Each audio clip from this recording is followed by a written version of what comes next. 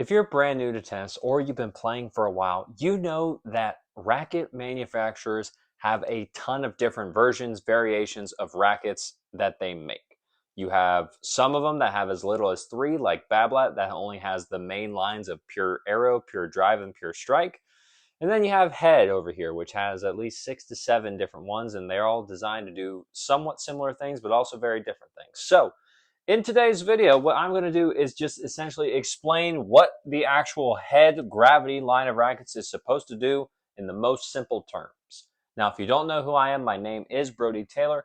I have been working in a tennis retail store for the past 7+ years, as well as I just got my MRT certification that is essentially a fancy certification saying I took a test that I understand how to actually talk about, recommend, and understand what is going on inside of the racket to make sure that whoever is using it is in the best fit possible.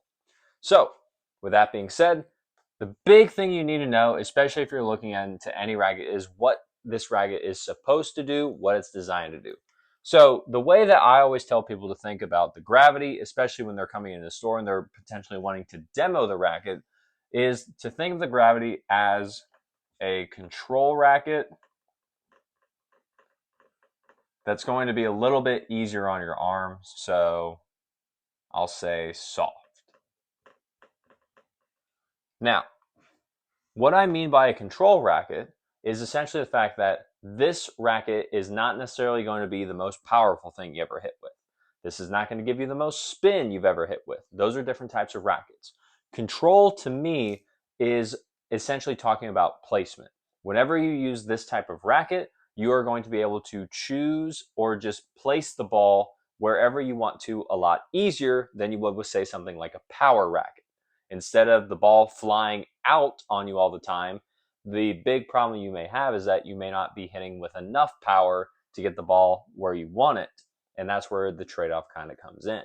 So the big thing about the Gravity line is that, especially now that we're in 2025, is they just released a new version of the Gravity. So in total, there is the Gravity Pro, there's the Gravity Tour, which is the new one. There's the Gravity MP. There's the Gravity MPL. And then there's the Gravity Team. Now, each one of these is going to do and be designed to do something completely different from the rest of them. Except for these two. These two are pretty similar, and I'll get to that here in a minute. But what I'll do is I'm going to start going down the list here. I'll start with the Pro and go through kind of the few basic specs, or the few biggest I say to typically look for, and how you can determine how the racket's going to play, and just what to do when you're playing with these and what to expect. So for number one with the Pro, big thing here, and I'll try and like section off the board a little bit better.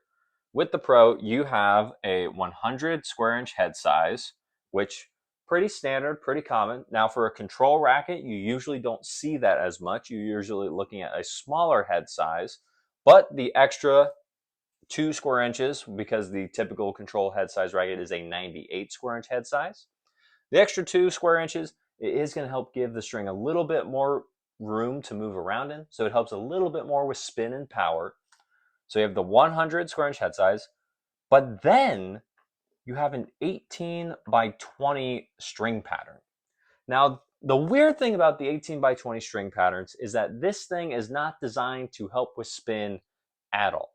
This is designed to help you with control, control, and it's not going to be very powerful at all. The strings don't move as much. You're just able to redirect the pace that is being hit to you.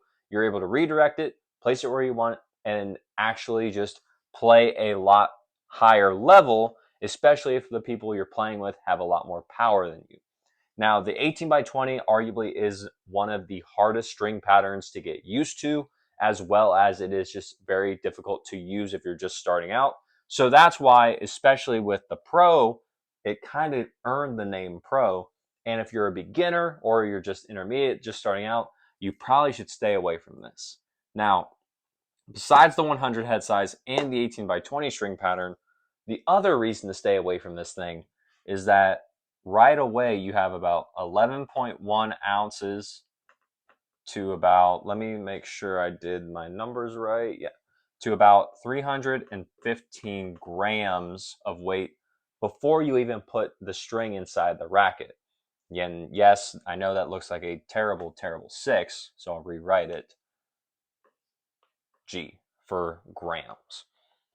So with this, because this is before the string is even put inside the racket, you're going to go up to about 11.7 ounces with the string inside of it, or around 330 to about 332 or 333 grams, which is extremely heavy for most tennis rackets nowadays. You usually don't see anything this high. So with that combination of that much weight, the really hard to use string pattern, and the 100 head size to try and compensate for the hard string pattern and the extra weight, it's a very difficult racket to use, especially, like I said, if you're a beginner or starting out. Very rarely have I ever suggested someone use the Gravity Pro, just because of how much of a beast this racket is to actually get out and use when you have so many different options to choose from the Gravity line, which are a lot more helpful to everyone. So that brings me to the next one, which is going to be the new one that just came out, being the Gravity Tour. Now, the cool thing about the Gravity Tour is that the Gravity Tour never existed before this month in January of 2025. So the cool thing about it is that it changed up the typical layout of the Gravity. Instead of having the 100 head size like the Pro and previous other versions of the racket, you now have a 98 head size. I know it's a little bit harder to see, but it's 98. So you are going down to the traditional control racket head size in terms of actually just how the racket is made, whereas the Gravity typically has always been a 100, which you'll also see a little bit later. Now the 98 head size, like I said, a little bit more help with control and placement, not as much spin, not as much power, but to combat that and just to help kind of balance that out, what Head decided to do is they gave the racket a 16 by 19 string pattern. And the 16 by 19 string pattern is arguably the most common string pattern nowadays. It's very helpful with spin, very helpful with power, not as much control, especially compared to an 18 by 20, but because you have the 98 head size, that's where you're starting to get a little bit more of the control. And then a few other variables, which are a little bit more advanced if you are ever curious about it, is how thick the beam of the racket is and just a few other things. But we're not going to dive deep into that. That's not this video. But the 98 head size with the 16 by 19 string pattern, you can essentially start to think of this as like a Wilson Blade 98 16 by 19. You can think of it as the Solinco Wideout 305. You can think of it as the, what was I about to say? You can think of it close to the Yonex Percept 97. That's a little bit different, but it's very similar. And then, as I was mentioning those, you can also think, because the unstrung weight of this racket is 10.8 ounces and about 305 grams. So you pretty much have the carbon copy of the standard control racket that is out there right now, but just with the Gravity's feel and playability. So it is definitely something to look into. Again, just like with the Pro, you're probably not going to want to use this if you're a beginner or an intermediate player, just because it is going to be a little bit more demanding because of the 98 head size and the weight of the actual racket. It's not going to be as helpful. However, if you've played for a few years and you know what your game is, you know how you play, you know what you're good at and what you want help with, then the Gravity Tour might actually be one to consider. So that's where you have the two big names in the Gravity line, and then one more big name. These two, they're not as well known, but they're also very important. And I'll tell you why when we get to them. So moving away from the Tour, we're going to move on now to the Gravity MP. So the Gravity MP, this one is pretty much the, I'd say, standard one that most people see or are able to have played with. it is usually the most accessible, whether it be for any type of player. One of the reasons being you have the 100 head size again. Like I said, the gravities typically were almost always a 100 head size. The tour came in as a 98, making it really different and just a different way of actually thinking about the racket and how it's going to play. So the Gravity MP, you have the 100 head size, and then you have a 16 by 20 string pattern. So the 16 by 20 string pattern, that's where the Gravity started to kind of make its name. They never used a 16 by 19 before. They always had a 16 by 20, which is interesting because, like I said, the 16 by 19 is the standard. So the question becomes, why did they choose a 16 by 20?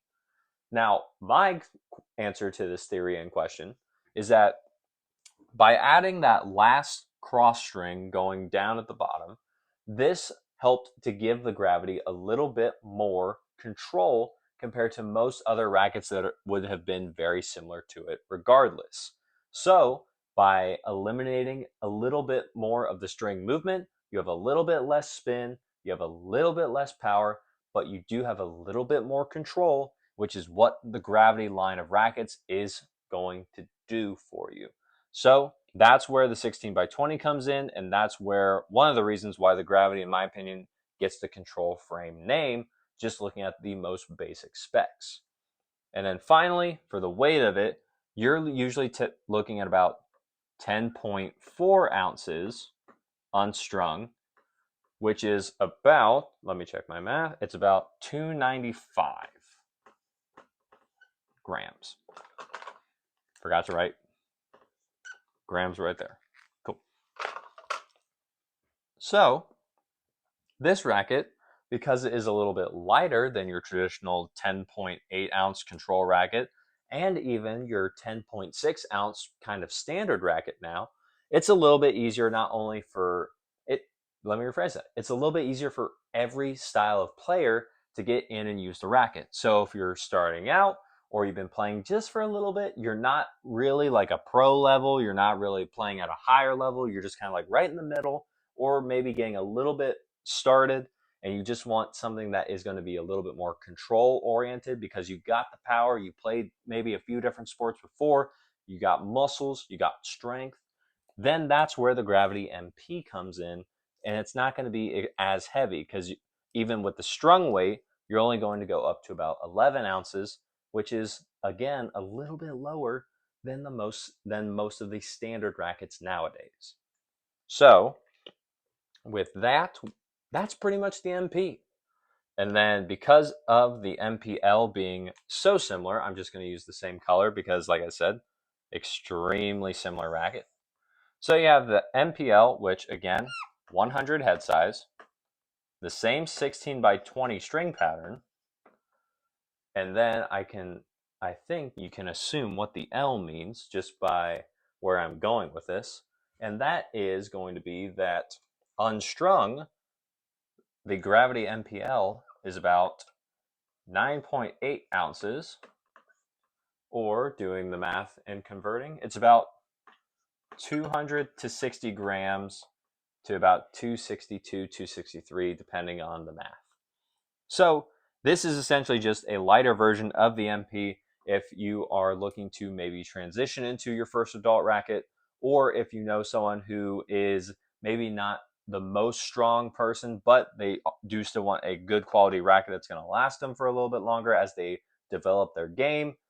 That's where the Gravity MPL comes in. And then finally, we have the Gravity Team, which I think is one of the more interesting ones compared to the other Gravities. So the Gravity Team, the biggest thing here, you have a big departure from the traditional 100. It's not even a 98. It's something completely different. It is a 104 square inch head size racket.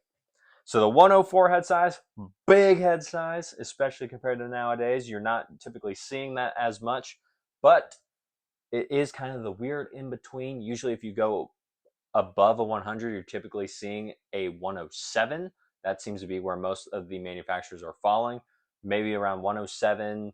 Sometimes you see a 105. But 104 is a little bit weird. The only ones I really know that have a 104 are the Gravity team and then the Wilson Blade 104. Again, another control racket. I'm just saying, it's a little bit of a coincidence.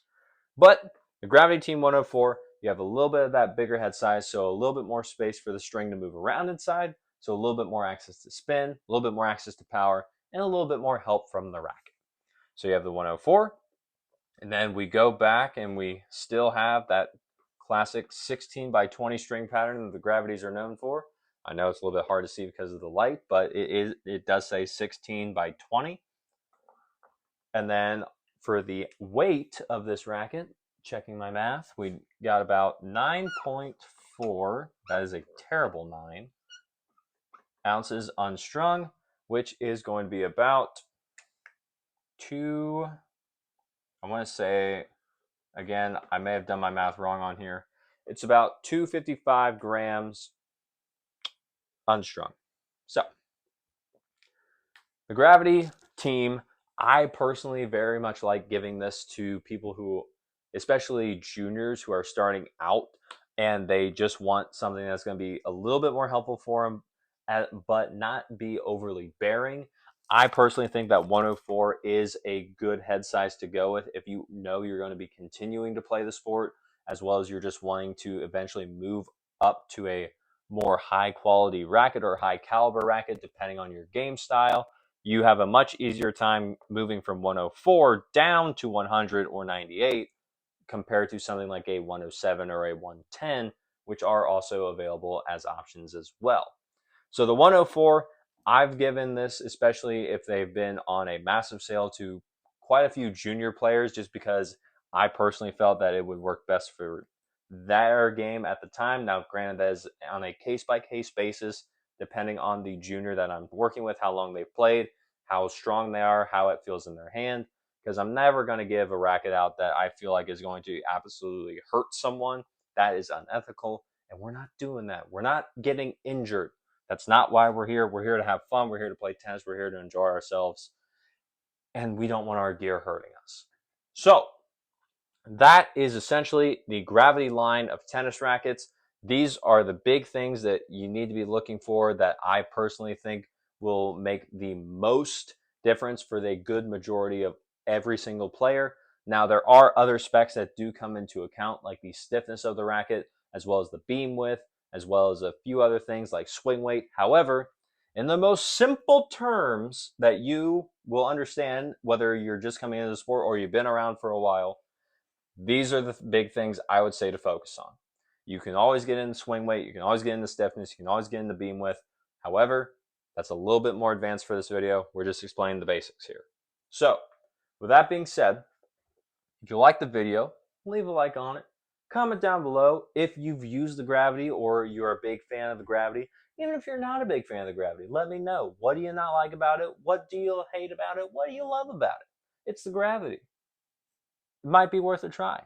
And that's where, if you do have the ability to, maybe try out the demos. The new Gravity Tour, I think if you are a Wilson Blade player or similar style control racket, I think it'd be definitely a good one to try out, just so that way you can see what else is out there.